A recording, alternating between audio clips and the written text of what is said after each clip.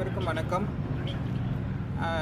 கடந்த ஜனவரி 22ஆம் தேதியில் இருந்து கௌரவ விரிவுரையாளர்கள் போராட்டம் துவங்கியது.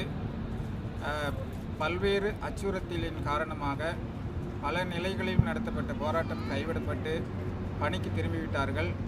கோரிக்கை குறித்து எந்த விதமான விவரமும் கேட்காமல், விவரமும் சொல்லாமல் பணிக்கு திரும்ப வேண்டும் அல்லது பணி நீக்க ஆணையை பெற்றுக்கொள்ள வேண்டும் என்பது மட்டுமே அவர்களுடைய அறிவுறுத்தலாக இருந்தது.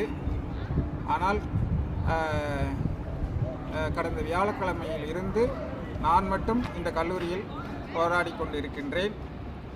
எது நடந்தாலும் பரவாயில்லை, 7320 பேரினுடைய வாழ்க்கையா அல்லது என் தனி ஒருவனின் பணி நீக்கமா என்பதை இந்த அரசு முடிவு செய்யும் வரை இந்த போராட்டத்தை தொடர்வதாக நான் முதல்வரிடம் கடிதம் கொடுத்துவிட்டு தான் அமர்ந்திருக்கிறேன்.